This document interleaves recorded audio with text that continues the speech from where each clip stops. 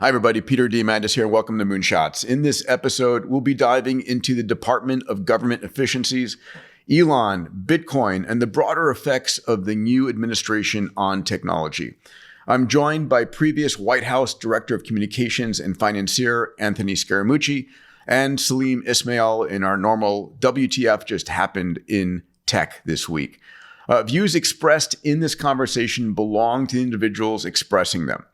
My hope is that you are open to this conversation and the many ideas put forward for the future of America. You know me, I'm not political. I am pro-technology. I am pro-creating an extraordinary world ahead. For the record, I'm excited about the coming 4 years, and I believe it could be a true roaring 20s. Like all things, time will tell. Okay, enjoy this episode. All right, first question. Everybody wants to know this. Mooch, is Elon going to make it in the White House? I mean, I know you're friends with Elon, so you want me to be as honest as I usually am, or what? Yeah, tell me, how many days do you think Elon's going to exist in this White House?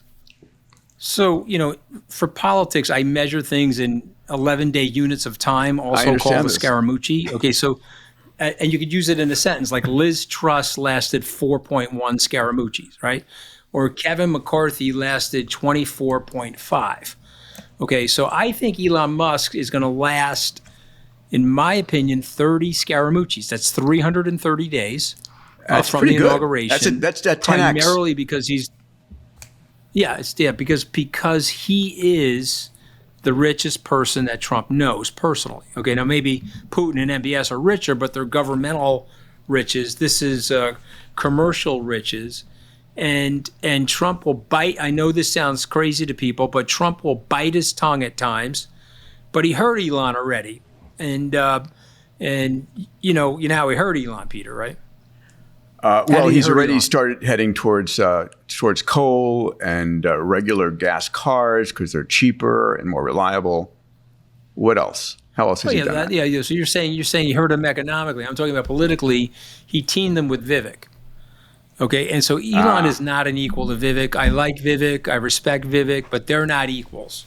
Okay, that was a Trump move to stuff Elon a little bit. By the way, you have to remember something about Trump. Is all of this on the record? Yeah, of course.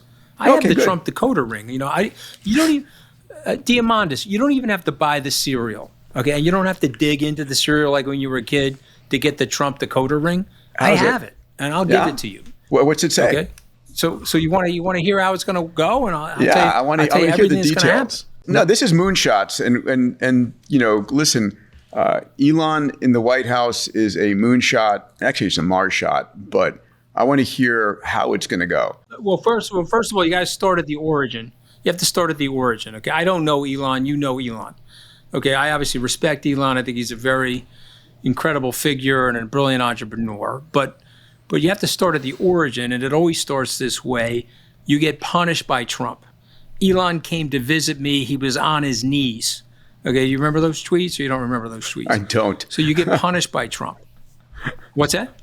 I don't remember. You don't remember those tweets? But I can imagine them. I mean, it's all within the. No. He was eviscerating Elon in 2018 and 2019, and so because Elon was a Democrat. Okay, and so the game changed when Elon went to him and said, I have to leave the Democratic Party because they wouldn't invite me to these EV summits, which was a big mistake. The UAW went to Biden and said, you can't invite Elon to the EV summits, and Biden said, okay, no problem. Meantime, Elon has got more EVs going than anybody else. It was a colossal mistake. Why upset Elon? But you have to understand it started in antagonism. And this is how Trump's relationships go. If you're in Trump's world, there's one spotlight. It's on Donald Trump. He's inverse Reagan. Okay, so what was Reagan? Reagan had a plaque on his desk that said you can get anywhere you want in life as long as you don't care who gets the credit. Trump is inverse Reagan. I get all the credit. You get none of the credit. Don't get too famous. Don't get too big for your britches, or I'm going to hit you with a ray gun. And that's what he does. So you guys are pretty smart guys, right? I'm not as smart as the two of you, but we all know that the definition of insanity is to do the same thing over and over again and predict a different outcome. So let me submit to you rhetorically, you both answer the question. If there were 40 of us that went to work for Donald Trump and 40 of us got eviscerated in different ways and blown out and interacted with the mania that Donald Trump represents. And then we spoke out against him and said, the guy's nuts, including his former vice president. Are you telling me now the new group of people around him are going to have a totally different experience than the last group of people? I mean, people can change. People can change. Maybe just not that much. So I think the data. So I thought this was like, Salim, this is an unfiltered, he's got a lot of economic interests here, right? Hey, so a question for you. The guy's 78 years old. Yeah, I'm kidding. The guy's 78 years old. He can change, the probability is you're playing with fire. Listen, I am so excited about the next 4 years from a technology standpoint, which is, by the way, the topic of this conversation. This is our WTF just happened in tech this week. Well, that's from a technology standpoint, it is. So I'm with you. I'm with you on that. So can I ask you a question? If you were going into this administration, not saying that you are, but if you were going to go, what title would you like in this administration? I want sort of like Secretary of Abundance would be mine. Salim, how about you? What do you want? I would go after the DOGE thing just because I think there's an unbelievable opportunity to shift things, just not in the style that's going on right now. Problem with the DOGE thing, if you don't mind me saying, is austerity is a bummer and a buzzkill for everybody. And so, yes, right. Is there on the margin things that can be cut and on the margin or the things that can be made more efficient? I'm certain that that's true, but I don't see $2 trillion in that budget cutting. I don't see it. And it'll cause a colossal collapse in the U.S. economy. So I don't see that. I mean, we could manage our way out of the debt crisis, but that would be a 15-year management of it. But I, when he said, when Peter says Secretary of Abundance, I see that. But like the best job would be Secretary of the Constitution. That'd be the best job. Is that what you want? Because you have to understand something. Your prosperity, your life as Peter Diamandis, has been created by that Constitution. Okay, you're from a family of Greek immigrants. You came to the country, I'm going to guess, not as wealthy as you are now. No, okay, very, that's very probably little. True for most people. And you're Italian immigrants, yeah? I came from Italian immigrants, and this country's flat, decentralized system that's lasted 250 years. You and me, Salim, we are direct beneficiaries of that. So if you said to me I was going into the administration, which of course I would never be asked to go into this administration, I would want to be Secretary of the Constitution. Okay, because in order to get the abundance right, we have to reframe the Constitution, probably add at least 2 amendments to that Constitution. And I'll submit to you guys, because you're technologists, we are dealing with an old operating system. That Constitution has 27 amendments. That Constitution should be amended every 8 years by virtue of that. We have not had a significant amendment to that Constitution to the 1965 Civil Rights, Voting Rights Amendment. And so we've gone 59 years without a significant amendment to the Constitution. And that's very, very dangerous. That's not what the founders wanted. And we need to reframe, reset the boundaries of what our checks and balances are, and we got to remake the system. Salim, I'm going to jump you in here because you came from the 2 extremes, right? Your family comes from India, which is all about hierarchy, and it's about where you were born and what your origin story. The caste system is crazy, and you then go to become a successful U.S. entrepreneur. So you've got far more the extreme of any of us. How do you think about that? So I agree with, I totally agree on the Constitution side if you could change it. For me, the Constitution is the software that runs the country and you have to be able to update it. The problem is in this political environment, you can't update it very easily. And you've got this whole segment of originalists that are like, oh, let's go back to what the framers were thinking and try and guess what they were thinking. The problem is you can't, and they built it in so that you would update the Constitution. I totally agree that that's where a whole bunch of things need to start, but how do you update it in this environment? So I think that's a valid starting point. It was built, this Constitution and this nation was built 200, 300 years ago under a very different situation where people were not educated. You couldn't communicate other than days worth of piggyback horsing across the country. We have a representative government and not a actual democracy. So I'd like to be able to vote on issues or assign my votes to Scaramucci here on things dealing with the Constitution, to Salim on things dealing with hair growth, and basically change the picture there. Low blow. I'm sorry, okay. I couldn't. I think this is the biggest. Couldn't resist. I think this is the biggest structural issue.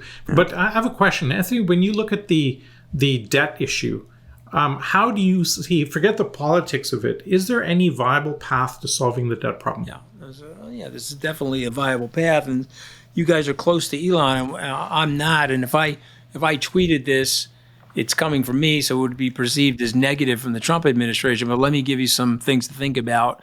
In the Alan Greenspan book, The Age of Turbulence, which was written in 2007, okay, there was a exposition of what the pay-as-you-go legislation was. And so let me discuss that with you. Do you know what that is, pay-as-you-go legislation? I do not. Tell me. If you don't know, Go ahead. I'll give a brief explanation. So Richard Darman, Office of Management and Budget, he's working for George Herbert Walker Bush. He goes to Bush and says, "Listen, we had tremendous deficit spending under Reagan. We're going to have a peace dividend. The walls come down.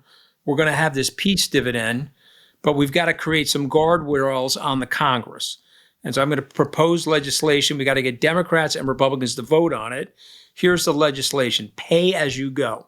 If you want a tax cut, that's fine, but then you have to find something in the government to cut. If you want a increase in social services, that's fine, but then you have to raise taxes somewhere." And so Richard Gephardt worked on this with them. Some Democrats actually lost their seats. They passed this legislation. And then we went to war, accidentally, the Gulf War. We had a recession in the United States, and they wanted to increase social services. And so all of us remember Bush raised taxes pursuant to pay-as-you-go. Read my lips, no new taxes, but he violated that, right? And he raised taxes. Okay, when Clinton won the presidency, Bush said to him, "Listen, we put this pay-as-you-go legislation in. If you adhere to it, you'll run a budget surplus by the end of the decade." And Clinton said, "Okay." Robert Wright, my old law school professor, wanted to run deficits. He was the Secretary of Labor. Robert Rubin, my old boss from Goldman, he said, "No, go for the tax increase, stick to pay-as-you-go. You'll send a big message to the bond markets, and we'll get to a surplus in this country." So Clinton listened to Rubin. At the end of his term, we printed a $240 billion surplus. And just to remind everybody, the CBO, Nonpartisan Congressional Budget Office, estimated that there would be a $5 trillion budget surplus by the end of calendar year 2010. Okay, that did not happen. And the campaign, Bush versus Gore. Gore said, "I want to push that money into the environment." Bush said, "I want to give it back to the taxpayers." Bush won the race. He cut taxes in March. But then, guys, we went to war in October of 2001. It's the first time in U.S. history that we went to war without a tax increase. In fact, we had a tax cut before the war, and it started this deficit trajectory that we're on now. So if you want to curb that, you have to restore pay-go. You got to get somebody like Elon Musk behind it. Yes, he can shave a point here or a point there off of the growth of these governmental agencies. But if you actually put the guardrails in, over time, what will happen is you'll get to a surplus again. Now, could it take 15 years, Salim? Yes, it could, but you would stop the exponential bleeding that we're in right now. So I submit to you guys, you can't cut $2 trillion from the budget. It would be too austere. It would cause an economic collapse. But you could put the country on a controlled diet. What is the total budget today that you're cutting $2 trillion? $6.7 trillion.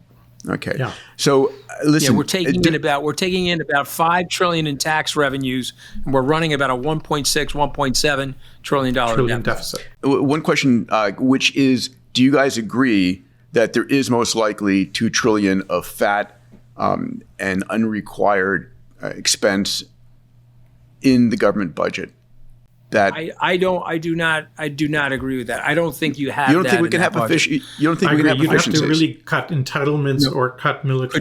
Could you cut 6-7% from the budget?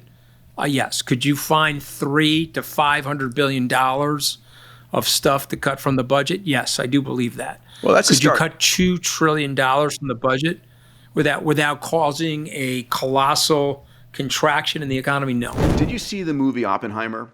If you did you know that besides building the atomic bomb at Los Alamos National Labs, that they spent billions on biodefense weapons, the ability to accurately detect viruses and microbes by reading their RNA? Well, a company called Viome exclusively licensed the technology from Los Alamos Labs to build a platform that can measure your microbiome and the RNA in your blood. Now, Viome has a product that I've personally used for years called Full Body Intelligence, which collects a few drops of your blood, spit, and stool, and can tell you so much about your health. They've tested over 700,000 individuals and used their AI models to deliver members critical health guidance, like what foods you should eat, what foods you shouldn't eat, as well as your supplements and probiotics, your biological age, and other deep health insights. And the results of the recommendations are nothing short of stellar. As reported in the American Journal of Lifestyle Medicine, after just 6 months of following Viome's recommendations, members reported the following: a 36% reduction in depression, a 40% reduction in anxiety, a 30% reduction in diabetes, and a 48% reduction in IBS. Listen, I've been using Viome for 3 years. I know that my oral and gut health is one of my highest priorities. Best of all, Viome is affordable, which is part of my mission to democratize health. If you want to join me on this journey, go to viome.com/Peter. I've asked Naveen Jain, a friend of mine who's the founder and CEO of Viome, to give my listeners a special discount. You'll find it at viome.com/Peter. Salim, given where we are in the steepness of this curve, we're going to talk about AI, humanoid robotics, Bitcoin, a whole slew of other technologies. We have the ability to accelerate the U.S. economy significantly. I mean, for me, I think that we're about to enter a period of the Roaring '20s. That if we can really hit on deregulation across a number of industries, if we can increase our energy budget across the United States, if we can give people who get their PhDs at our top universities a green card so they stay here, we increase the intellectual capacity of this nation, that we can have a renaissance that really drives the nation's revenues up and to the right, in addition to cuts. I mean, I think this is the most exciting time ever to be an entrepreneur and a technologist. I'm curious, do you agree with that thesis? Yes, but I think there's so many structural issues happening, like potential war. I think there has to be a structured path, a glide path to balancing the budget, because otherwise, if we keep running up debt, and this is the problem that neither party dealt with in the election, is the unbelievable debt cycle, because that's an exponential curve in the wrong way. It doesn't matter much else what we do, is you'll hobble the government and the country so much by doing that, and the whole thing will implode. And that's I think the danger that Anthony's pointing out. Yeah, well, it's never worked, though. I mean, so the idea has never worked. That 14 years of austerity in Great Britain has left the country weaker, and combined with Brexit, Ronald Reagan understood that. FDR understood that. Austerity does not work, and that type of radicalism at the governmental level. Remember, everybody says the government should be run by like a business. I can prove to you empirically, I can prove to you through history that the government should not be run like a business, and it's not a business. The government has to be run with a public service orientation towards policy, and whether people like this or not, the bottom rungs of the people in a society have to be protected by a government. And I would submit to you that Henry Ford got this right. Henry Ford was a great social engineer. He told people, you are going to make enough money to afford the car that you're producing. Moreover, I'm going to make sure you're in a small house with a great school system, because I don't want you descending on my Dearborn, Michigan mansion with a tiki torch and a pitchfork. I just don't want that. Okay, and so he understood that good social engineering from the government is aspirational. My dad is a crane operator out here on Long Island with a good union wage, could afford a $16,000 house in 1962. And we could live, it was a small little hallway kitchen, one regular bath, but 5 of us lived there very comfortably, went to a good public school system, and we rose in America. We had an aspirational blue-collar family. Governments have to protect that. Trump got the SALT deduction wrong, and to his credit, it wasn't his fault. It was policy that was put on him by the Koch family and by Paul Ryan. But what he got wrong, he now understands, okay? In December of 2017, when I was still talking with Trump, he said, well, what do you think of the SALT tax deduction? And again, that's a limitation of $10,000 of state income taxes off your federal return. And what I said to the president at that time, it's going to hurt the economy. It's going to hurt the engines in the economy. He said, well, why is that? I said, well, these coastal cities, Santa Monica, New York, Philadelphia, these coastal cities need safety nets. They're blue for a reason. Poor people are teeming into the place. Did Sergey Brin, was he super wealthy when he arrived in the United States? Was Elon Musk a multi-gajillionaire when he arrived in the United States? No. And so what you need from your government is you need a platform of equal opportunity. We don't want equal outcomes. The 3 of us, I think, agree on that. We're libertarians. I want there to be Jeff Bezos's, Peter Diamandis's, Elon Musk's. But what we have to make sure, though, the government's got to supply a smart kid growing up in a poor neighborhood or growing up with a dysfunctional family at least has a shot at aspirational opportunity in America. So for all of those reasons, you can't run the government like a business, and you can't take a hacksaw to the government. If you do that, you'll paralyze the system, and it'll be very bad for the culture. So, and how do you really feel about that? You invited me on for Peter. You invited me on for a reason. I did. Absolutely love it. I love it. Listen, so Trump Trump taps Musk to lead the DOGE, and then adds a buddy. It's very funny. One of the tweets that came out is, "Oh my God, Department of Government Efficiency is getting off to a bad start because it's being run by 2 people instead of 1." How do you think that's going to go? It's not going to go well. There's a number of different reasons. Number one, you have to understand something about Washington. Washington has an immunological system. Yeah, okay? I agree with that. What's the immunological system? And an antigen comes into Washington, and they recognize it, and then they blow the antigen out, okay? They discredit the person, they drop opposition research on them, or they grind them. There's 4 ways to get grinded in Washington. You want to hear the 4 ways? I do. Yeah. Okay, way number 1 reality is you get an Oppo drop. You get an Oppo drop. Peter Diamandis, here's the USB, here's all the bad things about Peter's life. Go write that. I owe you a favor, you owe me a favor. Let's get it on the front page of the Washington Post. That's number 1. Number 2, you grind Peter with a security clearance. So you say, okay, I really hate Peter's guts. Let me call my buddies that are going to give him a security clearance and tell him that you can't get the security clearance. They did that to Jared Kushner, grinding. Okay, number 3, Peter has an asset on his balance sheet that he has to dislodge, okay, to get into the government. Sometimes there's exceptions. Let me find the most painful asset on Peter's balance sheet. Maybe it's his favorite thoroughbred horse. Maybe it's his favorite hockey team.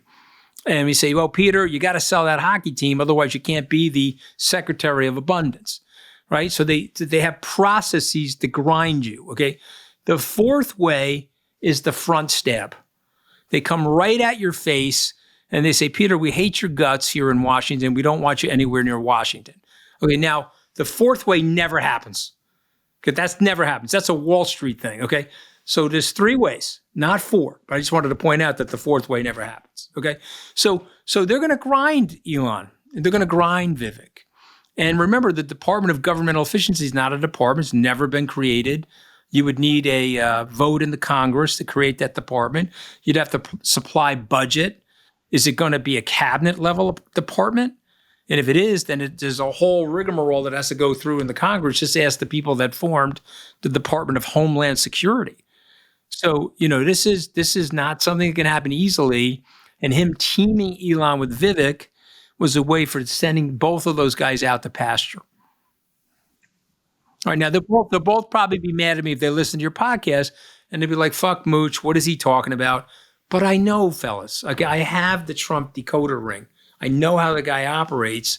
If you give me a call, I can tell you what he's going to do, how he's going to do it, because it's fairly predictable. It's a fairly predictable Trump algorithm. Do you think there's some softening between the first term and some of the rhetoric and the second term where now he can set a legacy? Okay, so that's the hope, right? So let me say it this way.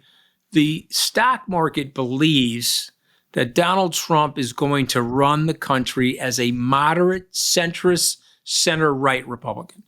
The stock market believes what Peter is saying. You're going to get mild to massive deregulation, beneficial to biotech, beneficial to banking, beneficial to crypto. Okay, you're going to get policies that will foment peace in the Middle East and the Ukraine. You'll figure out a way to dial down the tension globally. And the market is telling you that the cultural stance that Donald Trump has taken, and don't underestimate the cancel culture in our society, the negative impact it has had on people. As evidence, my friend Scott Galloway would tell you that white men 18 to 36 have a 33% higher incidence of suicide than any other group of people. Okay, and this cancel culture has really hurt the society. And this is one of the reasons why, women were voting for their husbands, and they were voting for their sons, and they were voting for their brothers in the 2024 election. 46% of the women voted Donald Trump. Over 50% of the white women voted Donald Trump. When asked, why are they doing that? We're done. We're tired of the cancel culture and the pronoun usage and the different bathrooms and the sports being screwed up by this nonsense that we're doing in the country. So for me, there is a shot here. Trump's 78 years old. He's got 4 years to run if he's going to respect the democracy. Some people think he's not going to. His rhetoric suggests that he may not. But if he's going to respect the democracy, why not run the government, I should say, as a transformative, post-partisan figure? He has this unbelievable opportunity, 78 to 82, transform the country. The guy got shot at, I think on the 13th of July, okay, where it nicked his ear or something like that. I don't know exactly what happened, but he was bleeding. He was shot at, and it was a near miss, a near death experience. God forbid, no one would want that. We abhor political violence. But one would hope that that type of near death experience would hopefully transform him. Maybe he'll sit there and say, I've got 4 years. I'm going to bring Peter in to learn about abundance. I'm going to bring Salim in to learn about entrepreneurship. And I'm going to push an agenda that's healing and unifying to the country. That could happen. But there's another scenario that happens that could be ugly for the country, and it would be sad if it happens. What do you think is the worst case scenario? Oh, I mean, unfortunately, the worst case scenario is he takes the Project 2025 playbook and he begins a process of deportation. So the deportation would be cataclysmic. I would hope somebody like Elon Musk, who's a very smart man, would get in his ear and beg him not to do that, because the deportation comes with SWAT vehicles, armored vehicles, concentration camps. It would be one of the bloodiest cultural exercises, and it would ruin the welcome mat that this society presents. Lee Kuan Yew told Graham Allison, the dean of the Kennedy School of Government, the founder of Singapore, said that America will always be preeminent. Why do you feel that way? Because of the welcome mat. You can come to America from any part of the world, rich or poor. You can arrive in America, and in 5 short years, you become an American. Maybe it's an Indian American. Maybe it's a Greek American. Maybe it's an Italian American. But you become an American. It's very, very hard to do that in other cultures, a result of which the balance sheet of intellectual capital that can arrive in America is unlimited. If you graphically deport 15 million people from America, and again, don't go by me. That's what he's saying. That's what Tom Homan is saying. Okay, if you do that, you will destroy the fabric of what this thing represents to the rest of the world. So I agree with you, but there are two sides of that equation. Right now, be careful. You don't want to agree with me because I'm I'm No, on the no. Trump enemy list. And, No, and about I think about 3 days ago, Trump said I was a major loser on Truth Social. So how much do you think Okay. Trump loves me on a So- scale of 1 to 10? Yeah, I got that okay. at a 9.5, All right. So right? Don't you think? I agree Why is he with still you. talking about me? I agree with you on the mass deportation. I do believe there is a percentage of those individuals who are criminals, who should not be in this country, who we should be looking at removing them out of society. I also think, unfortunately, that we send so many people back with a PhD that they earned at MIT or Harvard or Stanford, and then they're exited from the country, right? It's perverse and in reverse. And so, how do we stamp a green card or staple green card on those diplomas? These individuals who come to the U.S. to get the best education, there should be, in fact, not only a welcoming, but a requirement for them to stay in country and build their companies. We have our native Indian here, Salim, and we have the CEOs of the top tech companies in the U.S.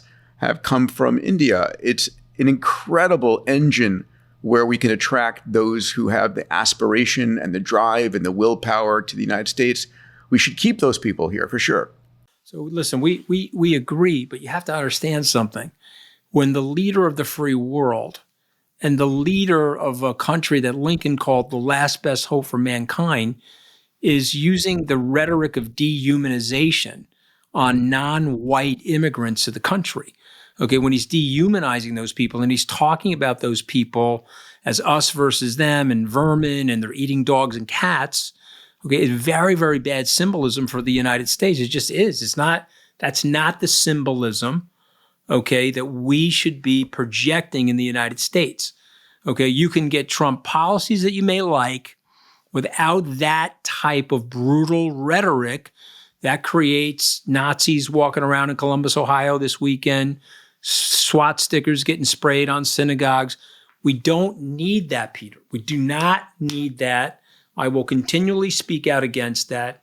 It's totally unnecessary. Yes, it's a rough sport, politics. I get it. But we don't have to go into the realm of hate speech. We just don't have to do that. I want to go into the realm of Bitcoin. So you've got a book coming out on December 4th, the little book of Bitcoin. You just released a revision of the little book of Hedge Fund. We're going to put a link in the notes here for your pre-orders for the little book of Bitcoin. And today, OMG, thank you for your help on it, by the way. You're welcome, buddy. Pleasure to have contributed in a small way. Today, we're at $94,000 for Bitcoin. And Salim, the bet you took by mortgaging your house and spending it on buying Bitcoin, good move, buddy. Good move. So, 94,000. Well, my wife wouldn't let me do all of it, but yeah. Well, okay, time to mortgage again and put more in. So here's a question, right? So Kathy Wood is predicting by 2030, we'll see $1.5 million to $2 million per Bitcoin. I've seen higher and lower estimates. I remember this great cartoon that had a father and a son talking, and it said, "Dad, do you remember when Bitcoin was under $100,000? And we're seeing that. We're seeing this massive increase. So, Mooch, what's your prediction? What are you feeling? What are you seeing? And let's talk about underlying forces here.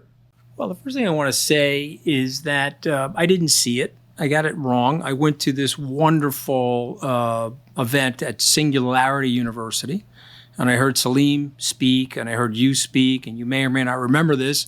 But I think you contributed this to my book, so you do remember it. I met Hal Finney, and he was describing to us what Bitcoin was.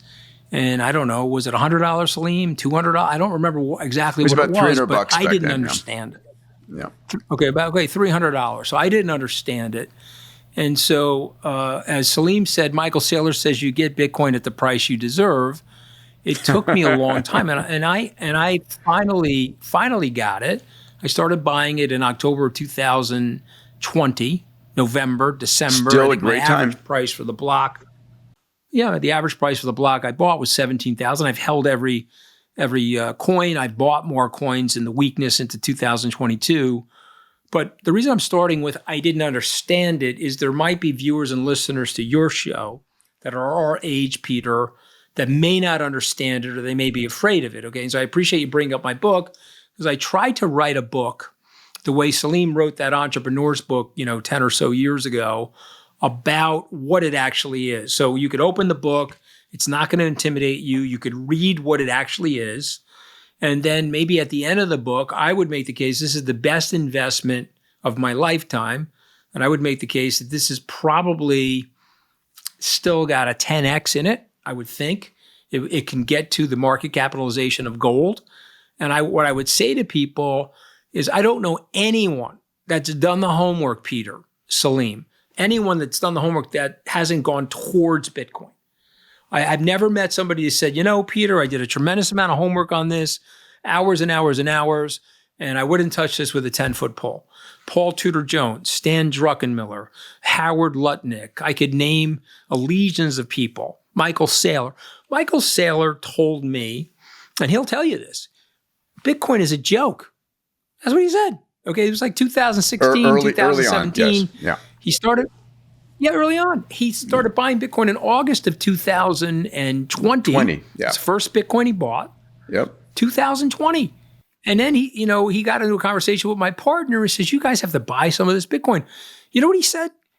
Once I figured it out, I couldn't sleep. Once I figured it out. I think his framing of do 100 hours research on it and then see, and it's really an arbitrage on intellect and studiousness is what it is. That's a huge framing it for me. Yeah. So what I would say to you too, okay, and I would say to your viewers and listeners, please give Bitcoin a chance, okay, and recognize, like me, Michael Saylor, perhaps the two of you, and others. We did start out as skeptics about what it actually was. And until we fully understood it, we didn't gain confidence in it as being part of our investment portfolio. Can I tell you a quick Saylor story before we go on to something else? Because you'll enjoy this. Okay, yeah, so I'll be seeing Mike next week. I call Saylor. Okay, so I call Saylor and I say, Michael, I need you to write the introduction to my book. Happy to do it, but I need the manuscript and I got to read the book. I got no problem. I sent him the manuscript. He calls me late August and he says, Mooch. I said, yes, sir. He said, I hate the last chapter of your book. I said, oh, God, what? I'm looking through the. He said, yeah. He goes, you say at the end of this book, after you wonderfully explain this thing, and I learned a lot in this thing, actually, a lot of stories that you put up, Diamandis contributions, all different types of stories. I learned a lot. But your last chapter says that someone should put 2% of their money in Bitcoin. Let me ask you something. How much of your net worth is in Bitcoin? I said, Michael, 55%. He said, 55%? Okay, because you're 55% in Bitcoin. So why are you recommending 2%? Let me ask you something. You said this is the best investment you've come across. Yes, Michael. Do you have 50 other investments that are as good as this? I said, no, Michael. Then why the hell are you putting 2%? I said, because I have no balls and I'm under great regulatory scrutiny as a registered investment advisor. So we rewrote the last chapter, and now the last chapter regales that story. And I say, I'm at 55. I'm supposed to tell you to be at 2, but you should pick a number that's good for you. Yeah. It's my largest investment. It's my largest asset myself. Salim, where does it fare in your portfolio? Yeah, for me, it's in the 40% range, 35 to 40%. Yeah. What I love about it is as time goes by, the percentage of my portfolio represents increases. It's the Pac-Man of your portfolio. It's eating up the percentages in your portfolio. It's fantastic. For me, the book by Jeff Booth, The Price of Tomorrow, great is book. What nails it. Where he says we're growing the global economy with 4x the debt per dollar increase in GDP. And that just tells you everything you could possibly need to know. And I love back to the technology framing, which is that when they floated off the gold standard, they did not know that technology was deflationary. And so more advanced technologies cost a lot. Therefore, you could borrow $10 million, build a TV factory, and a year later, those TVs should be worth more or cost more. But no, the TVs are worth half as much a year later. And if you borrow $10 million to chase after a deflationary technology, you're never getting your money back. It's a good point. I mean, so there's so many different reasons to own it, but I'm grateful for the people like Michael Saylor who have been great evangelists of it. Grateful to you, Peter. You introduced me to it. Grateful to you, Salim. I confess I didn't understand it. And again, if you're out there and you don't understand it, please listen to us and take the time to learn more about it. You know, Michael Sale and I were roommates at our fraternity together. Didn't you know that? Yeah, MIT, right? You went to MIT together, right? Yeah, I'll tell you some fun stories when we're not on there. Yes. So I look forward to that. We hit 94,000 per Bitcoin today. Pretty amazing, right? I was like, can I move money fast enough a few days ago to get it at 90? No. But the question is, if my head of finance is listening, let's still move that money in. When's the best time to buy Bitcoin? Now. Yeah, today. Today. As fast as you can. Yeah, and I have no interest in it other than if enough people buy it, the price goes up, but that's a different story. Where is there any risk that you foresee? We've talked about, Salim, on previous episodes, quantum computing, breaking various encoding, and whether we can get quantum encryption up and whether that can work. You've made the point that Satoshi's wallet, which is now worth how many billions now? 70 billion? Is the greatest. No, I think it's more. Because he's got 1 million tokens and we're at 94. It's 94 billion. So, you can think of that. So whatever it is, 94. When that gets hacked, then it's time to work. It's the greatest X Prize ever. If you can achieve hacking Bitcoin, you get $94 billion. But hold on, this is an important distinction here. Yeah. Is you could hack the wallet, right? You could get somebody's private key, but that doesn't break Bitcoin. Right. So quantum encryption may solve the encryption issue, but it doesn't solve the distributed nature of the token. So you have resiliency at two levels there. Well, here's what I would say to both of you guys. I would say that one thing that I would worry about, and this is an existential thing, is listen, you've got people in the Scandinavian region of Northern Europe preparing themselves for nuclear war. Okay, and so we know that. Vladimir Putin has changed his rules of engagement in terms of using a nuke. And so, if we're going in that direction, it's going to hurt Bitcoin. It's going to hurt other assets. And it will put us in a situation, an unknown situation. Why? Globally, Here's my question. I understand. If the world was going to hell in a handbasket, I would imagine that for some degree, because you can't eat your Bitcoin, you can't eat your gold. It's better to have a farm, but to some degree, Bitcoin would seem to be the most protected asset across national boundaries. And why isn't disruption in economies and governments increasing the price of Bitcoin for security purposes? So it's not about increasing or decreasing it. It's about your quality of life, and it's about your ability to use it if you needed to use it. Because if you've destabilized the global order to the point where we're irradiating each other on the planet, that is an existential threat to every part of your asset portfolio, and that's an existential threat to your standard of living and your great-grandchildren's standard of living. And so we've been able to avoid this since the 1940s because there have been rational actors in control of these warheads. And you have to pray that a regional conflict, you see, the Europeans see the conflict differently than us guys.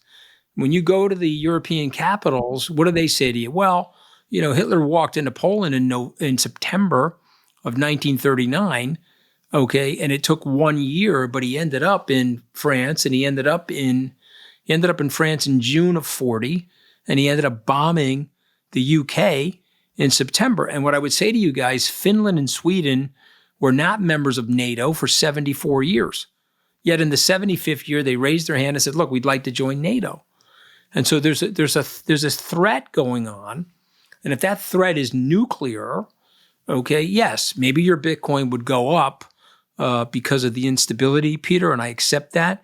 But you're going to have so many problems, and I'm going to have so many problems. Aline, the people listening, okay, we have to get to the world that Peter wants, and you've written some amazing books about this, and I often cite your books, but to get to that world of abundance and get to that world of technological advancement where we're deepening the wealth of everyone, and I'm talking about lower middle income people, everybody's Uplifting all of lifestyle's been humanity. improved. Yeah. Uplifting all of humanity, the first thing we have to do is not kill each other. That's the number one priority. So if we have to be engaged in civil discourse, rational discourse. Okay, the bellicosity of Donald Trump's rhetoric is not beneficial. It just isn't. Okay, we can pretend that it is, and we can make allowances for him, but we can't do that any more than we can accept that we're going to lower the threshold for nuclear weaponry deployment in Europe or potentially in the U.S. You've got people on national TV in Russia talking about blowing up London. Everybody, I want to take a short break from our episode to talk about a company that's very important to me and could actually save your life or the life of someone that you love. The company is called Fountain Life. And it's a company I started years ago with Tony Robbins and a group of very talented physicians. You know, most of us don't actually know what's going on inside our body. We're all optimists. Until that day when you have a pain in your side, you go to the physician in the emergency room and they say, listen, I'm sorry to tell you this, but you have this stage 3 or 4 going on. And, you know, it didn't start that morning. It probably was a problem that's been going on for some time. But because we never look, we don't find out. So what we built at Fountain Life was the world's most advanced diagnostic centers. We have 4 across the US today, and we're building 20 around the world. These centers give you a full body MRI, a brain vasculature, an AI-enabled coronary CT looking for soft plaque, a DEXA scan, a GRAIL blood cancer test, a full executive blood workup. It's the most advanced workup you'll ever receive. 150 gigabytes of data that then go to our AIs and our physicians to find any disease at the very beginning. When it's solvable. You're going to find out eventually. You might as well find out when you can take action. Fountain Life also has an entire side of therapeutics. We look around the world for the most advanced therapeutics that can add 10, 20 healthy years to your life. And we provide them to you at our centers. So if this is of interest to you, please go and check it out. Go to fountainlife.com/Peter. When Tony and I wrote our New York Times bestseller, Life Force, we had 30,000 people who reached out to us for Fountain Life memberships. If you go to fountainlife.com/Peter, we'll put you to the top of the list. Really, it's something that is, for me, one of the most important things I offer my entire family, the CEOs of my companies, my friends. It's a chance to really add decades onto our healthy lifespans. Go to fountainlife.com/Peter. It's one of the most important things I can offer to you as one of my listeners. All right, let's go back to our episode. There's this America First approach, Anthony, that is, for me, a threat to the hegemony of the dollar, right? Because if you stop being the world's policeman, there's a higher chance that people stop using the dollar. Do you see that correlated, and do you see that as a real threat? Of course I see that. So of course I see that correlated. I'm going to recommend a book to both of you called America First. It's by H.W. Brands. And America First is the first America First movement, which was a hostile movement started by Charles Lindbergh and Father Coughlin, Huey Long. And anytime you move in that direction, you create legal instability. Okay, and so if we're going with America First and the America First movement challenges the system, this unbelievable legal system that's very predictable in the United States, the property rights of the United States, you have impractical and unpredictable property laws in places like Russia and China because you don't have a dispassionate legal system, okay? And so you don't have the legal precedent to protect you no matter who the ruler is. And so if you move in that direction, you lose dollar hegemony. And let me provide a quote to you from the Leviathan. 350 years ago, Thomas Hobbes wrote the following paragraph, and I'm paraphrasing, but you'll get it. What Hobbes said that the world has its greatest level of peace when one hegemon with military superiority over the other nations uses the force of its military might to put down the internecine conflicts around the world. So in other words, it's a force for good, Pax Romana. Pax Britannia, whatever the vagaries are of the colonialism, stuff like that. I'm just talking about the military suppression. Okay, Pax Americana. And so what Hobbes said 350 years ago, they teach at West Point, and they say that we need to be a force for good. When Trump was talking about why aren't they paying their fair share, I was on the campaign plane with him in 2016. I said, Mr. President, I want to provide some historical context. Our military leadership actually did not want them to pay their fair share. And he would look at me, what the hell are you talking about? Why is that? Well, they wanted military hegemony. They wanted military superiority. They did not want Germany or Japan to rearm after the Second World War. And so even though we had that treaty in 49 related to NATO, they allowed them to have that laxity so that we could be a form factor of 10 over the other people, because we saw ourselves, rightly or wrongly, as a benevolent democracy. Okay? And so, yes, that whole idea, that rhetoric threatens that position. Okay? And so that's why I want to be Secretary of the Constitution. I think that world safety and predictability and stability, I think everybody believes that is key. Let me share this quick video here. So Anthony, you're going to be on stage with me in March at the Abundance Summit. We have a 2-hour session on big honor to be invited there. Thank you. A pleasure, buddy. And Kathy Wood's going to be with us as well at the summit in early March. Let me play this quick video of Kathy, and let's talk about it. We have a 2030 target. In our base case, it's around $650,000. In our bull case, it's between $1 and $1.5 million. Now, remember, we were the first public asset manager to gain exposure to Bitcoin in 2015 at $250. And we still, at 90,000, I think we have a long way to go. All right. Thoughts? Well, I not only agree with her, I admire her because she was shaken to the core by the financial media in 2022, and she was unwavered. And I'm also an investor. I will fully disclose to you, I'm an ARK investor. Mm-hmm. And so I have a lot of admiration for her. But I want to point out something to you.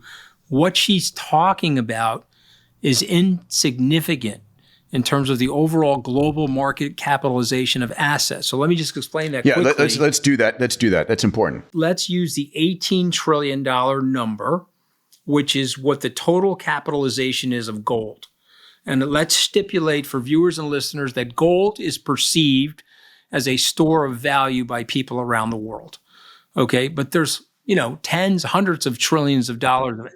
Do you still own gold? Do I own gold? Yes. I don't own gold. I don't own gold, but many people our age, Peter, do own gold. Do you know what I own? Gold is at an all-time high. Yeah, I went back in 2008. This is pre my abundance mindset, exponential mindset. 2008, when the economy is being hit by the housing crisis and all, these predators will call you up and say, hey, you need to buy gold. You need to buy gold and have it available. And so I bought a few ounces of gold just to have them in the safe so that if martial law came in and I need to go and trade gold for food, that was available. And I went on TV, I forget what it was, CNBC, I think, in 2014 and 2015, and say, sell your gold, buy Bitcoin. And I wish I had sold even more and bought only Bitcoin. So $18 trillion. And what's the total market capitalization of Bitcoin today? So it's 1.9 trillion. Mm-hmm. Yeah, just about 2. Yeah, okay, I'm just under 2. Okay, so we're, forgive me because this thing's updating every moment, but let's say it's 1.9 for the sake of this argument. If it goes 10x, it becomes an equivalent in the overall asset tabulations of the global capital equivalent to gold. Yeah. And so, we know that technology, the portability, the immutability, the scarcity of Bitcoin, it should trade to a higher multiple than gold. And that's why Kathy's saying her bull case, 1.5 million, would get you to the $25 trillion number. But here's the thing that I would tell listeners. At 18 trillion, it's not even a pimple on the ass of the global economy. Does everybody understand that? Yeah, gold has a 1, 2, 3% asset allocation, big deal. Central banks own gold. But we're talking about something at $18 trillion that is a non-event in terms of the overall capital allocation. But let me tell you what's going to happen, because I've spent 35 years on Wall Street, less my 11-day fiasco in Washington. But let me tell you what's going to happen, okay? These people are going to sell this idea to their investors. The great Wall Street sales machine, we suck at so many things on Wall Street, fellas, but selling is not one of them. Okay, and there are legions of financial advisors. There are legions of financial consultants. There are PowerPoint presentations coming out of Fidelity and BlackRock, and PowerPoint presentations coming out of Galaxy that are absolutely legendary. And you're going to get people off zero.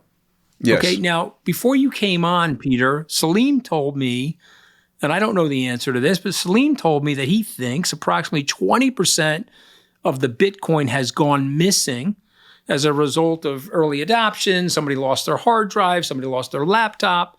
So I don't know. So let's say that's 3.5 to 4 million Bitcoin. So you're telling me, because we've got to mine it over the next 100 years, let's say there's 19 million that we think is out there, 4 million is gone. We have 60 million global millionaires. We have 15 million Bitcoins.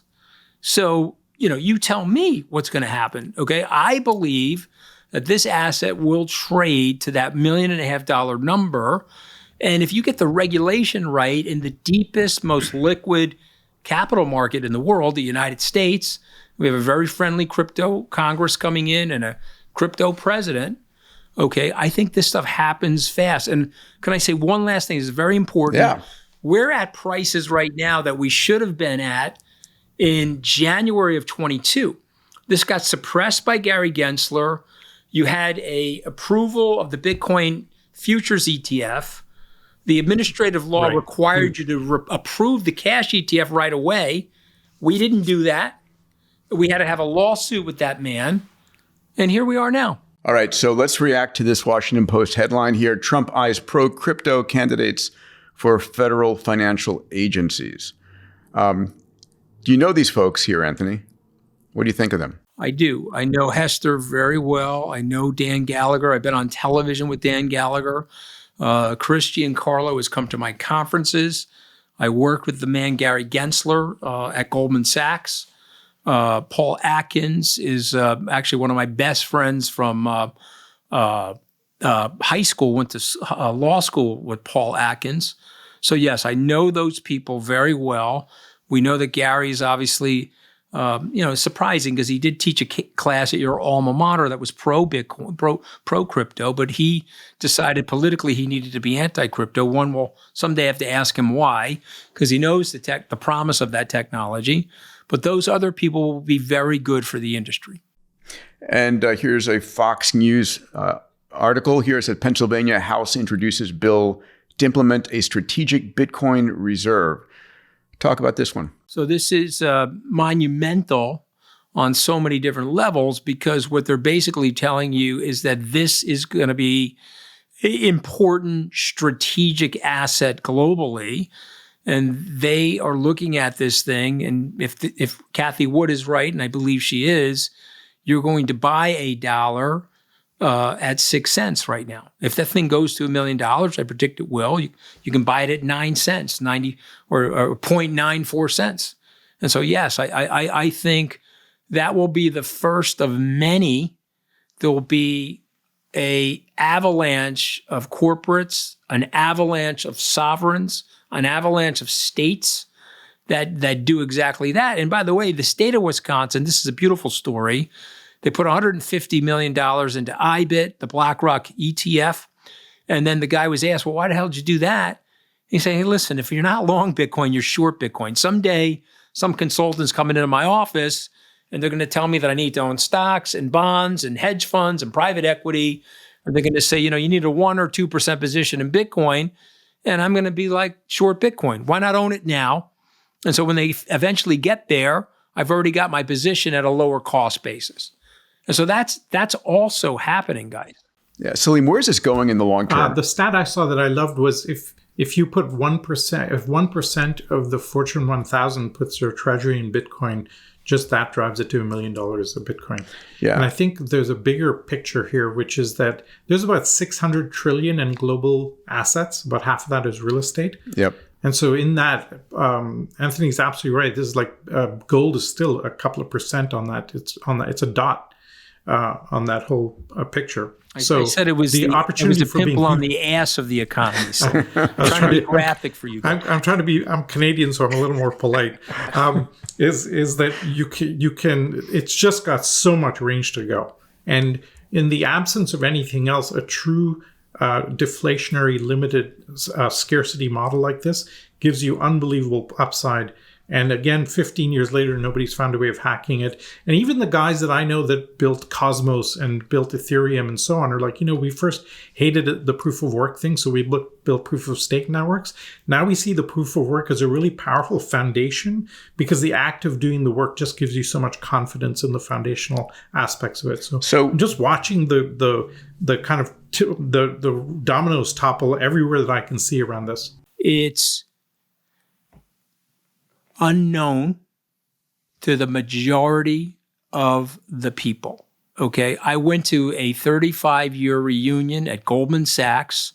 I started there in August of 1989. They gave me 5 minutes to speak. I said, guys, I just want to do a survey. How many of you in this room own Bitcoin? Nobody. How many of you have kids that own Bitcoin? Maybe 3 or 4. And there was 150 people in the room. And so it's so early and it's so scarce, okay? And then when somebody says it's rat poison, Buffett says it's rat poison scare. But ask him, has he done any work on it?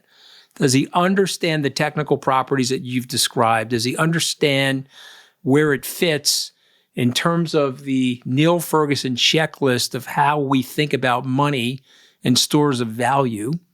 Okay, this thing is technologically perfect for that. And that's not my quote, that's Michael Saylor's. And I'm just saying, but people, what you just said, there's only 5% global adoption. This is where Web 1 was in 1999. What you just said, 95% of the available investors does not know. Let me give an example I'm sorry, Peter, go ahead. Yeah, no problem. I talk about what I call the 6 Ds, which is a way to think about and predict the impact of technology on different industries. Anything you can digitize enters a period of very slow, deceptive growth and eventually disrupts. And along the way, it dematerializes, it demonetizes, and it democratizes, right? So we've seen that the first 3D printers were these little cross-linking with ultraviolet light stereolithography. And it was very slow and very deceptive in the beginning. And now we're 3D printing entire rockets. We're 3D printing homes. It's disrupting industries. The Kodak digital camera that was devised in Kodak Labs was 0.01 megapixels originally, then 0.02, then 0.04, and 0.08. All looked like zero.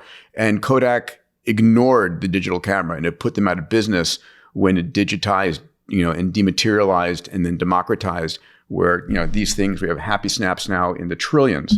And so what we're seeing here is that Bitcoin is in the same area. It was deceptive in the very beginning, right? When it was going for, pennies to dollars, $300, it was insignificant. Well, guess what? It's now at $100,000, almost there. It's becoming disruptive.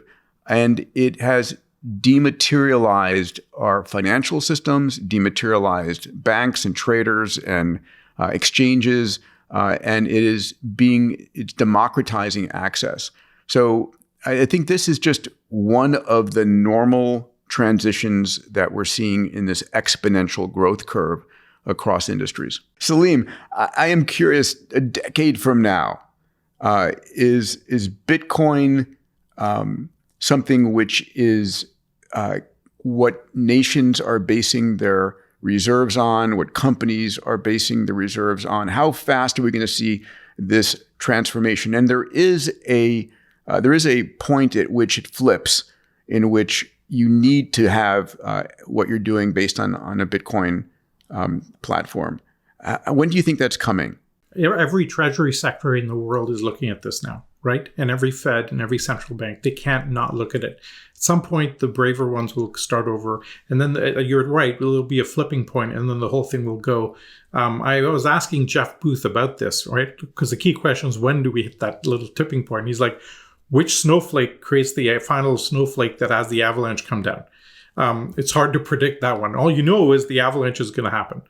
And so you basically bet on the avalanche on that sense. I think this is, I would say it takes about another year or two in the middle of some of this uncertainty we're dealing with, and people will go, oh my God, I have to be in it. And then it'll just start a cascade from there. That's my rough guess. I agree. I guess the only thing I wanted to say from a example point of view is you are going to have a permissionless based transfer of wealth system. And so when I went to Rome for the first time, I was 21. It was 39 years ago. I waited online at the post office to buy a calling card to call my mom. It was $15 US. Okay. And it gave me 5 minutes of calling time, $3 a minute. Now I can go to Rome. I can log into any internet cafe and I can FaceTime my mom for no dollars a minute. Or any Wi-Fi. And so to understand so what's going to understand what's going to happen, you have $7 trillion that we're spending globally to verify transactions, to codify transactions, credit card fees, wire fees, all different types of ancillary third-party verification that ends with this cryptology, that ends with this blockchain. And said differently, two guys came to see me from El Salvador, economic advisors to the president. They said, if we can set up a wallet-to-wallet transfer, we have 15 million expats in the U.S. They want to send money to their parents or family. They've got to go to Western Union. 10 cents on a dollar goes to Western Union. So if 1,000, they're all unbanked, guys. They're all unbanked. 10 cents goes to Western Union. 90 cents goes to mom and dad. They would save $400 million a year with a wallet-to-wallet transfer, over the blockchain. So you guys know, because you're technologists, when it works better, it's more efficient, and it saves money, it gets adopted. And even if the government doesn't like it. The government hated Uber. Yeah. Who liked Uber? The people liked Uber. Yeah. I talk about countries that made Uber illegal as the anti-technology nations you don't want to start your startup in. We're seeing Can I do a quick side story on Uber, just for the of course, just for the heck of it? Of course. Yeah. I'm gonna. By the way, I have Travis, the founder of Uber, is going to be speaking at Abundance 360 as well, and we're going to be talking about moonshots. Awesome. So you'll have a chance to ask him or tell these additional stories. So a few years ago, one of my community members says, "Hey, can you help me? I've got a meeting with the finance minister of France, and I would love some guidance." I'm like, "Yeah, what's he want to meet about?" He says, "Yeah, he's got one question, which is how does he shut down Uber? Because the taxis go on strike, the buses go on strike, the airport goes on strike, the president yells at him, his life's a mess." So he's like, I need to figure out a way of shutting down Uber. So he did 5 minutes of research, and around Paris, you have the banlieue, these suburbs of North African horrible drug crime infested neighborhoods. It turns out the French government has spent $40 billion over the decades trying to solve that problem with zero outcome. Except over that 18 months previous, because of Uber, crime rates have dropped 10x because they're all out driving. Right? So this guy's trying to shut down the thing that's saving him a $40 billion problem. And those are the little ancillary benefits that people don't see when you see this type of systemic change. Mm-hmm. It's incredible. How do you think about the age curve for Bitcoin adoption, Anthony? Is it something that younger adopt it faster? Is it a generational issue right now? No question. Our generation, me and you, I don't know how old Salim is, but you're an old bastard, as am I. By the way, you look fantastic. What are you, I'm 80, taking all the 90? supplements you gave me 10 years ago. You know, I'm 95 years old. I think I look great for 95. Okay. You're amazing. And by the way, my face is pinned back. Salim, my face is pinned back like Joan Rivers. Okay. I've got enough Botox in my face to kill a snake. You follow what I'm saying? But I am taking the Peter Diamandis cocktail of supplements that he suggested to me about 8 years ago, just so you know. But I think our generation is going to miss it. Frankly, again, like I said, 6% adoption globally. If you're 60, you're not buying Bitcoin 20 years from now at 80. And I think our generation is going to miss it. Some people will get it. There are people in our generation. Howard Marks told me he hated Bitcoin. Obviously, the CEO of Oaktree, multi-billionaire, but his son got him into it. So there will be a group of people from the 30 years junior to us that knock on the melons of their parents and say, hey, I don't know what you're doing, but you have to have some of this in your portfolio. I asked my mom, God bless her, she's 88, and I said, where are you putting your distributions? And, show me your portfolio. I said, you got to put it into Bitcoin. Mom, please do that. And she calls me back and she says, my financial advisor, Morgan Stanley, won't allow it. And they don't have a mechanism for doing it. And I'm like, that's immoral. I mean, it pisses me off. I said, change financial advisors. There's something happening in the younger generation that is really fascinating, because I've been dragged into this entire NFT world over the last 2-3 years. And you sit in these Discord channels where they're trading NFTs and now trading ordinals and whatever. And what's fascinating is you never, ever, ever, ever hear the word US dollar. It's all Ethereum or it's all Bitcoin. So the unit of account for this next generation is not tied to the dollar. For us and everybody older than us, the only thing we ever knew was the dollar. And therefore, there's something really big, because a mindset shift is that state change is going to allow them to be flexible as to what they view as where their stores of value are. I think that's a game changer for the next generation. I have a question for both of you guys. I agree with that. You go ahead. So I remember in 2017, as Bitcoin was peaking back then, everybody was buying and trading shitcoins 24 hours a day.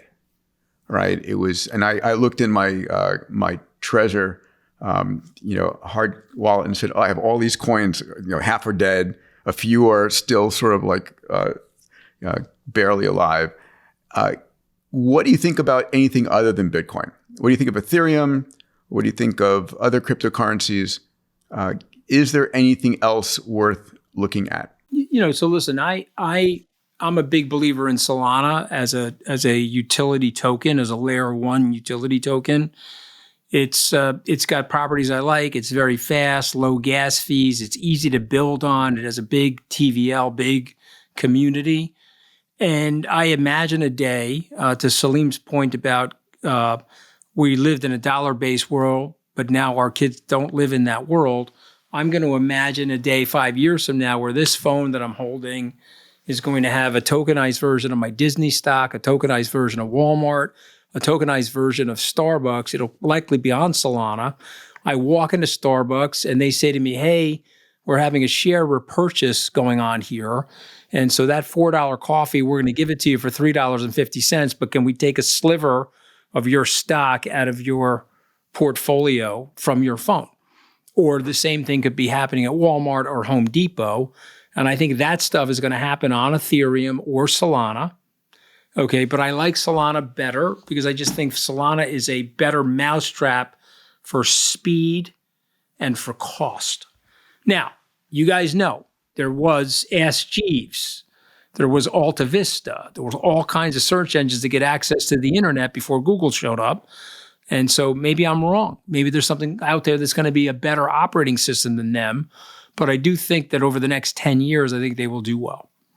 Salim, how do you think about Ethereum, Solana? Yeah, I agree. I've got a slight extension to that, which what I'm hearing right now, talking to the various folks in the crypto trading world, is you're going to have Bitcoin for being safe. You're going to have meme coins for gambling. And the utility tokens become less relevant from a gambling perspective, but much more relevant from a solid bet on certain use cases, as Anthony just mentioned. So I think you end up with 3 categories. Meme coins to do, trying to get 100x on something.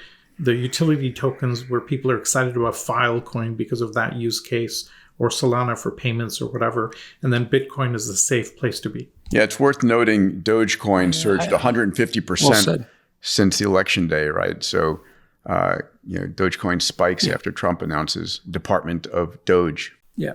Well, I mean, that's Elon. I mean, that's his gift. You know what I mean? Listen, I mean, the guy is a brilliant guy. He's going to out AI all the AI people. He's going to outbore the tunnel people. But he's done it over and over again. He's done it over and over again. No, he's the man. Listen, he's the man. I guess my only thing with Elon, I'm not a friend of his, but my only thing with Elon, we all have blind spots in life. And you are an ancient Greek, Peter, and you know that the gods have gifted us with many different things, but they take certain things too from us. And I'm telling you, you got to be very wary of Donald Trump because he's hurt a lot of people. Forget about me. There's a lot of people in his wake. And Elon has got a great life. He's built some amazing businesses. And I know he wants to help the country. I wanted to help the country. And I wish him well. And I hope he'll be unbelievably successful. But you got to be careful in the midst of that man. Real quick, I've been getting the most unusual compliments lately on my skin. The truth is, I use a lotion every morning and every night religiously called OneSkin. It was developed by 4 PhD women who determined a 10 amino acid sequence that is a senolytic that kills senile cells in your skin. And this literally reverses the age of your skin. And I think it's one of the most incredible products. I use it all the time. If you're interested, check out the show notes. I've asked my team to link to it below. All right, let's get back to the episode. By the way, I think it is worth noting that Elon's points of view here, he honestly believes them, right? I don't see these as, maybe I'm naive, but I don't see them as manipulations. I mean, he honestly believes that, X was required to enable truthful conversations. He honestly believes that Tesla is important for a global electric economy, that SpaceX is going to make us a multiplanetary species. He's got enough money. He's driven by doing things that he finds meaningful. And so I was surprised by his jumping into the election as much as he did. I mean, he bet everything. He went all in. Well, I mean, listen, again, he helped Trump tremendously, particularly in Pennsylvania. And I want him to help Trump. I hope Trump listens to him. The problem with Trump, though, if Elon gets a little bit more famous than him, blah, blah, blah, he's going to hit with the ray gun. That's what happens. Trump said something the other night, and I laughed. He was at the America First Policy Institute dinner, and he said, Bobby, you're getting more famous than me, Bobby. Don't get too famous. And that's the sentence before he hits you with the fucking ray gun. That's the sentence, And I've seen him do it to so many people, So I hope that doesn't happen. J.D. Vance, since the election, look at me. J.D., are you down there? J.D., where are you? J.D. Because J.D.'s smart. He's like, this is Trump's show. Let me get the fuck out of here, man. J.D., you want to do an interview? No, I'm good. J.D. Where are you, J.D.? He's got the fucking Waldo hat on now, Peter. You know what I'm saying? Where's Waldo? Wow. You learned a lot in those 11 days, didn't you? But remember, I worked for him for 9 months. I traveled around on a plane with him. I remember when your son brought me in. It used to really piss off Ryan Spree. Your Greek friend, Ryan Spree, used to really piss him off because the way I'm talking to the two of you, I would talk to Trump like that. And Priebus didn't understand that because he was like a major, DC ass kisser.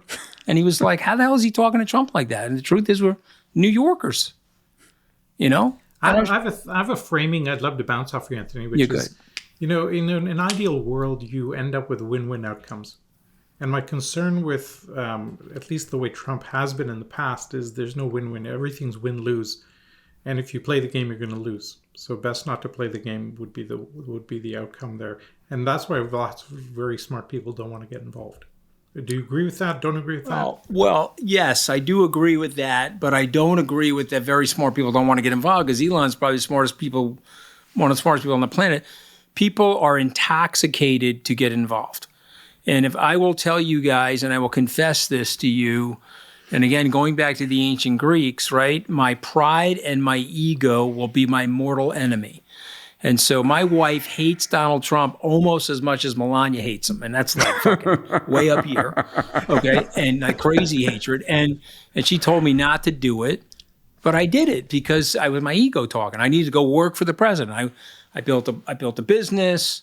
I went to Harvard. I got to work in the White House. And there was a guy, I can't tell you his name, but you would really respect this. He got a big appointment. And he called me in December and he said, I'm withdrawing my name. I said, what? Yeah, I'm withdrawing I met with Trump 3 or 4 times and it dawned on me that I'm going to get hurt and this is going to hurt my family. And I'm putting my ego in the right place and I'm pulling myself out of the position. And I was like, wow, this guy, so stupid. How could he do something like that? He was right, Salim. I was wrong. He was right. And sometimes the big lesson in investing, the big lesson in life, get your pride and your ego out of your decision making. Be self-aware. My wife said to me, you and Trump on a campaign, no problem. 2 jackasses going back and forth with each other. Him as president of the United States, you working for him, you're going to be in a nightmare. Okay, because, he wants now sycophant. There's nobody talking to Trump the way we're talking right now. Nobody. Nobody. I know a lot of people that are still working with him. They call me all the time. Nobody sitting there with the straight shot to really have the hash out. All right, I'm going on to next subject here. We've covered this one before, okay. and in full respect, we've thrashed it to death. RFK coming in, Health and Human Services.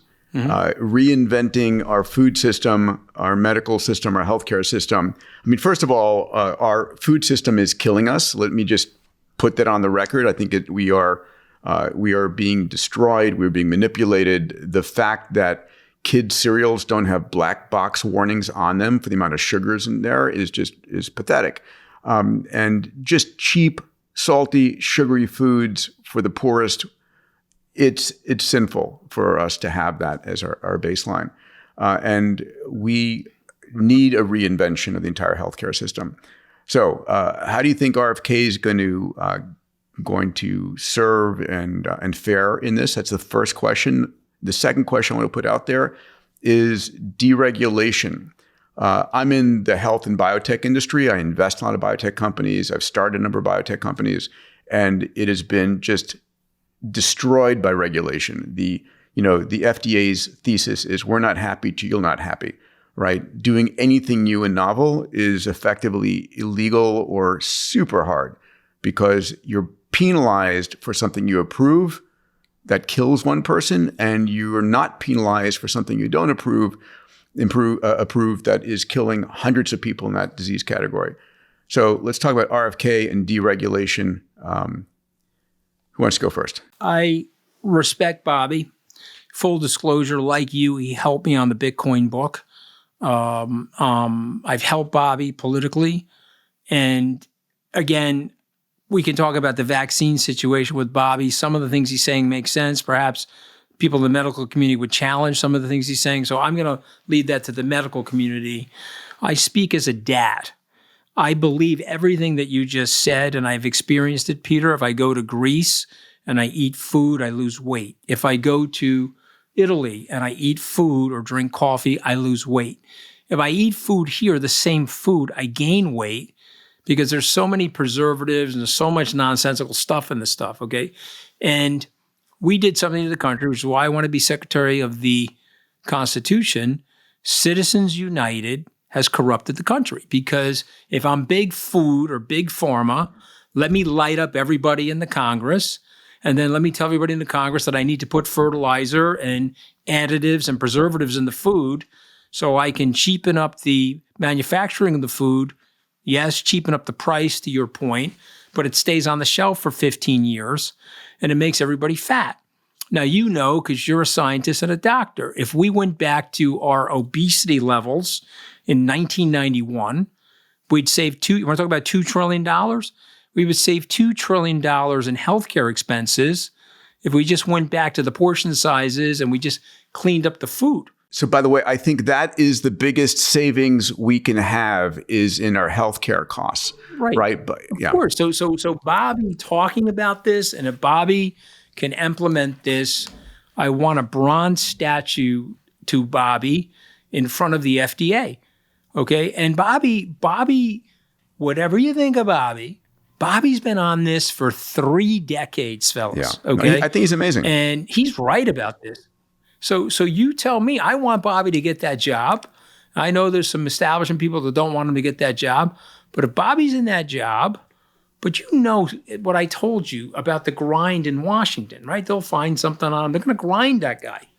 We need 20 people going into that department with Bobby that think like Bobby. Do you understand what I'm saying? Because I do. Unfortunately, because I have a 11-day PhD in Washington scumbaggery. Okay, I have 11 days, an honorary doctorate. And what I'm telling you is that he can't do it alone. He needs a legion of Bobbies to help him. Yeah. So I agree with everything you said. I think Citizens United has been a real nightmare for the country. Terrible. I think the need issue, a constitutional amendment to reform that. Yeah, that's a huge problem. And the problem I think we have is that it doesn't matter whether it's Bobby Kennedy or somebody else. Yes, he's got an unbelievable track record of environmental fighting, corporate interests, etc. And God help us, we need 10x more of that. But how much can he do to undo the regulatory capture in both healthcare and in food? And that we need that. And it may need to happen at a level above. And the best thing we could do is just educate the population that this is really what you're doing today is really bad, and let the market drive changes. So you and I agree. What I would say to Bobby, you got to go district to district. There's 435 of them. And you got to do podcasts, local radio, and you got to do local media. And you got to get to Peter and Salim's family in every district and say, please call your congressman. Please call your congresswoman. Yeah. Knock off the relationship with big food. Michelle Obama. And by the way, if thing, Bobby is listening, please come on Moonshots. I would love to have, because what you're planning to do is an incredible moonshot. No, he's the man. I mean, and I totally respect him. But I'm just saying to you, Michelle Obama tried this in 2009. And in 2010, they crucified her. They started calling her Michael Obama. They put all kinds of conspiracy theories out on the internet. That was big food and big sugar that went after Michelle Obama. There's a great documentary about this a couple of years ago. I can send you the link. But they crucified her, and he wanted to win re-election, so they backed off the food safety standards in the country. But that's why she had a garden in the White House. She was growing her own stuff to feed her children. We shouldn't be doing that in this country.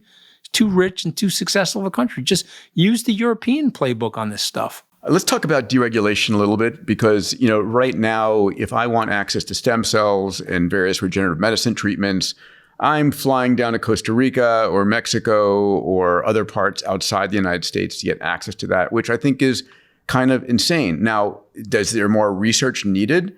Sure. But at the end of the day, we have enough data to say there's a reasonable level of safety. And if I'm an intelligent adult, I should have the ability to access these regenerative medical treatments instead of having to leave the country. I also saw, as we all have, the biotech stocks just going down a whirlpool down the drain over the last few years with short sellers.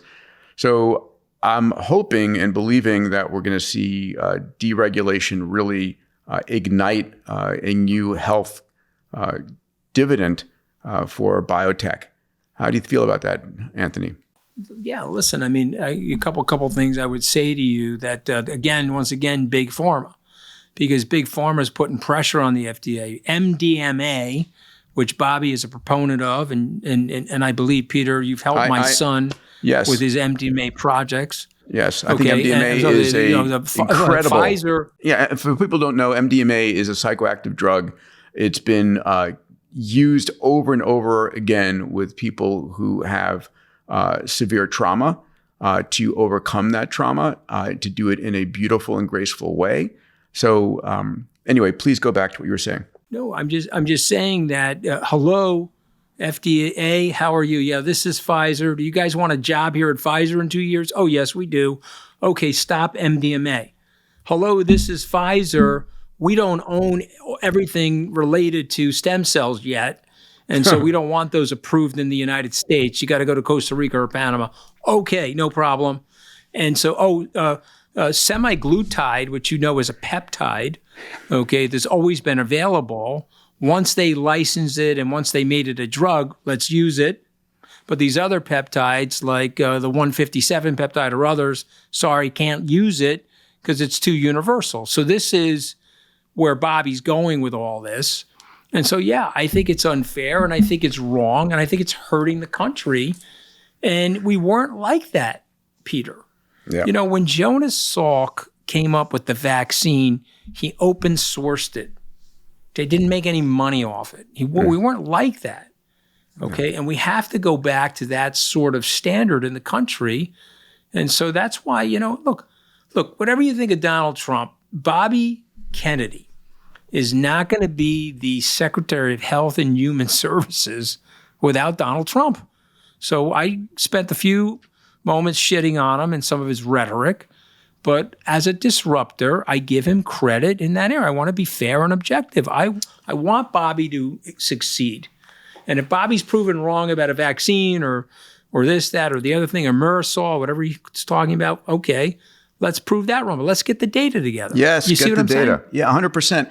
I do agree that one of the policies that Trump put forward, and whether it was him or his advisors, that you can't regulate an industry and then jump into that industry after you retire. I mean, that is absolutely, it's a ridiculous farce. Yeah. I think this goes straight back to the previous conversation on how do you get big corporate interests out of the regulatory, and it's a systemic issue. Hopefully, if there's somebody that could do it, it would be Bobby Kennedy, because he's got a track record of that. Hopefully, he has enough of a stick to be able to do it effectively. So, you know, listen, we have overstayed our welcome here, Anthony, on your schedule. And we haven't covered AI. I'm thrilled to talk to both of you. I want to have you back here on WTF Just Happened in Tech on our Moonshots podcast, because I love your New York attitude. It's like, you know, and your hair is just amazing. You tell me when, man. You know. Okay, great. I love you, Peter. You know, I appreciate you too, brother. I appreciate you too. And your son AJ is doing balls, amazing, though, right, Peter? At the end of the day, you gotta have balls. You got to call it. You got to call it as you see it. Yeah. When you see my son the next time, say, AJ, when you were walking on the beach at age 8, what did your dad say about your footprints? I will ask him. You want him. to hear what I said? Well, sure. What do you say? Yeah. Okay, so he's afraid for me to tell you on the podcast. Okay. So you ask him. All right. I will ask him. Wait, I want to know. When he shuts the recording off, I'll tell you. All right? How's that? You know, there's so much that's happened in this last month in AI and humanoid robotics and space. It's pretty extraordinary. I think people need to realize we live during the most extraordinary time ever in human history. You know, our ancestors would view us as gods. And I hope that what we're going to see over the next 4 years is the roaring 20s, that we're going to see the amount of capital flowing in, the amount of ease that entrepreneurs have to reinvent. You know, AI and humanoid robotics can truly bring about an age of abundance. And as the Secretary of Abundance, I'm going to be pushing that as hard as I can. Salim, remind me what your cabinet post is here again. I've forgotten now in the richness of this conversation. Yeah. But it would be in the constitutional amendment. Oh, you were on DOGE. You were going to jump into DOGE. Yeah. You said DOGE. You said DOGE before, but yeah, I did. But after hearing the difficulties, you have to lift up to the higher level to fix it, and then you can come back down again. That's the truth. And there's two things we need. Number one, we need a constitutional amendment to fix Citizens United. We've created a separate but equal democracy. Money matters more than it should in the society. Trump will say, no, I spent less than her and I beat her. It's not that. It's in the Congress. Since January 2010, that decision was rendered. The Congress is all about corporate welfare, and the Congress is all about doing what big business wants it to do. Very, very bad for our society. Got to get back to the people. Second big amendment that we need. So that would be the 28th, and the 29th Amendment is to end gerrymandering. Has to be ended. Please, sorry. Yes, 100%. You got to get these congressional districts to look like the geometric shapes that we could recognize from ninth grade geometry, not the jigsaw puzzle nonsense that we have now. And guess what would happen? You would liquidate the extremists, and you would liquidate the long-tenured servants. Because, hey, man, you got to get in the middle. These are marketing competitions, guys. I love the term limits idea for Congress. How about getting rid of the Electoral College and just going to a straight Democratic vote of 330 million Americans? Will that ever happen? I don't want that. You don't? Why not? I don't want that. No, because remember what the system is. It's a republic. And so the system is designed to have representation, but to prevent mob rule. Okay, you have to have things in place to protect minority voters. I'm not talking about black or brown people. I'm talking about the election was won 51 to 51 to 49. You got to protect the 49. And the founders understood that. The Electoral College does that masterfully. Now, people are upset with it because the last couple elections, the Electoral College was diverging from the popular vote. Mm-hmm. But that works. If you don't do that, these candidates will sit in the coastal cities and they'll go for the popular vote, and the middle of this country will be ignored by those candidates. And I'm telling you guys, you don't want that. We've already got enough strain in the country. Trust the 3 to 250 year mechanism of the Electoral College. It maybe hasn't worked perfectly in the last 20 years, but trust it over the next 50. But Anthony, the candidates right now are focusing on 5 states or Pennsylvania. I mean, how real is that? No, I disagree. Donald Trump went to California. Donald Trump did 3 rallies in New York State. Donald Trump did a rally in New Jersey. Okay. Donald Trump was trying to win the popular vote as well as the Electoral College vote. Yes, that was a playbook for 8, 12, 16, and perhaps 20. That wasn't the 24 playbook. And by the way, pay attention. You may dislike Trump or like Trump. He's a formidable political beast, and he was playing to win the popular vote. He went to states that he couldn't win to improve his margins in those states and to help the representatives that were running down ballot from him. Yeah, like I say about Elon, I would never bet against Elon ever, right? What he did with XAI, going from raising $6 billion on day one to building out his Colossus cluster in 122 days and blowing away the competition and now doubling it again in size.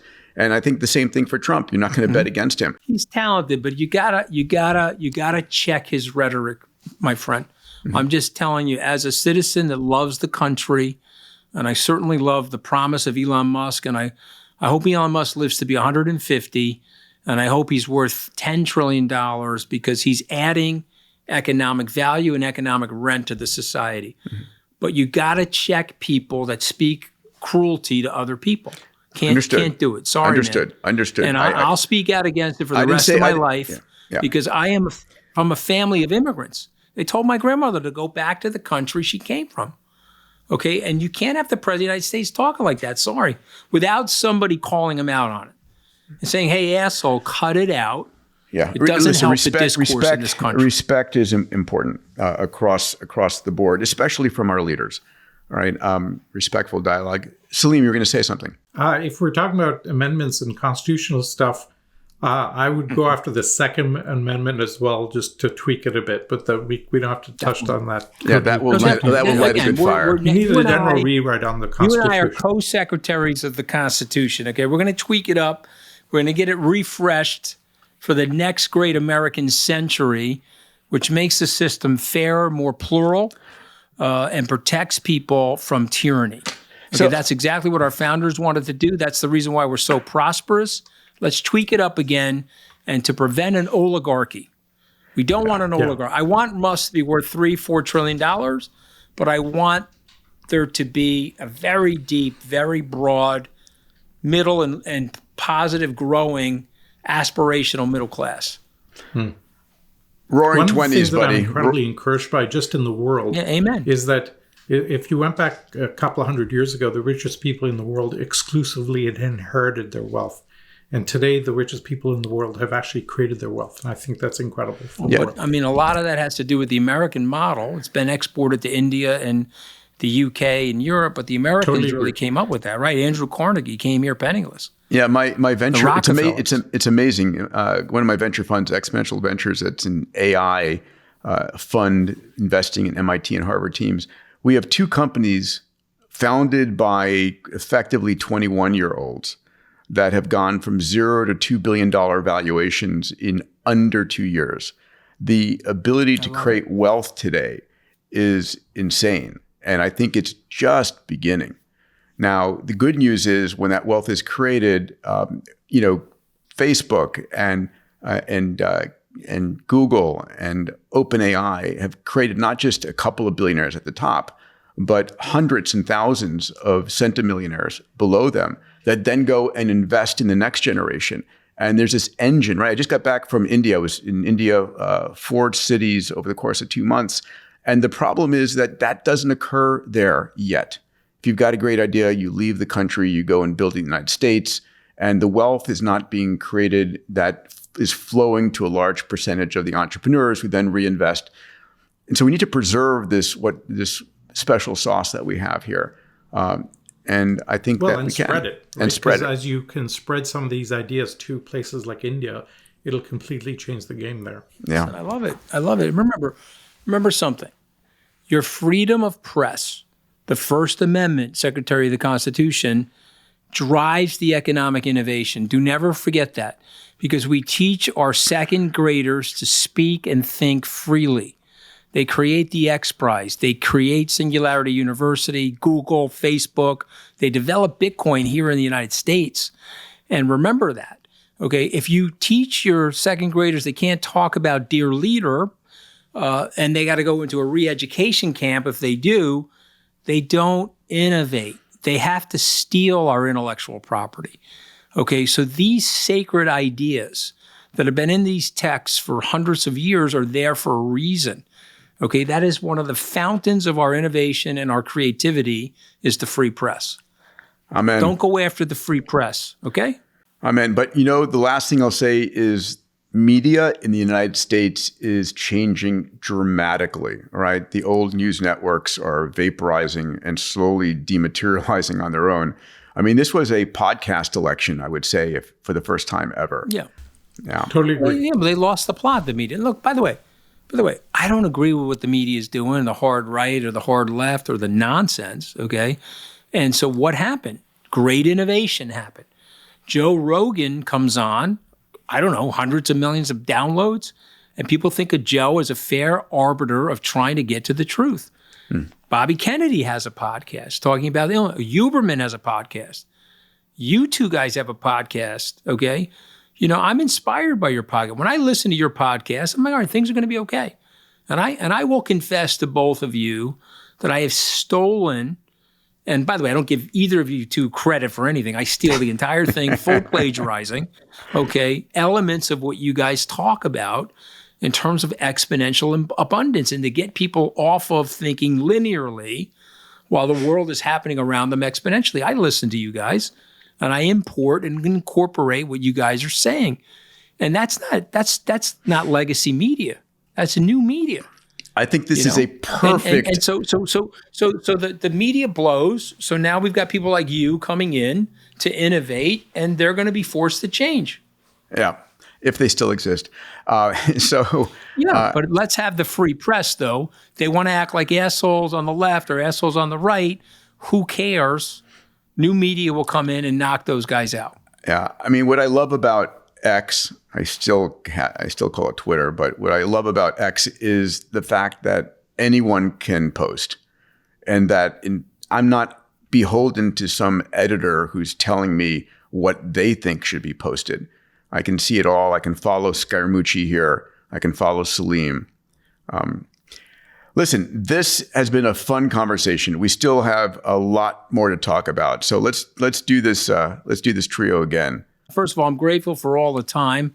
Thank you, buddy. Thank you. I'm huge fans of you guys. And by the way, thank you for introducing me to Hal Finney, because it's part of my lessons in stupidity that I didn't have the insight, the judgment, or the understanding of what he was saying.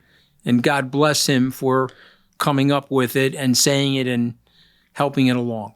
So, Mooch, where can people find you? I just want to remind you, the Little Book of Bitcoin is coming out December 4th. We'll put the pre-order link down below, or just Google it. Do you have a website up for that already? I do. Well, everything's on Scaramucci.net. So www.scaramucci.net. Really, there is a website too for Little Book of Hedge Funds, Little Book of Bitcoin. But Scaramucci.net. I'm at Scaramucci on X, at Scaramucci on Instagram. I'm at Scaramucci on Blue Sky. I'm at Scaramucci. My sons are pissed at me. I took all the at Scaramucci's on LinkedIn. And what can I tell you? Okay, I got there first. I'm older than you bastards. And listen, I have a podcast on politics. I do it with a woman named Katty Kay. She's a British journalist. It's called The Rest is Politics US. And it's a fun podcast because you're involved. It's long form and I'm unfiltered. You know what I'm saying?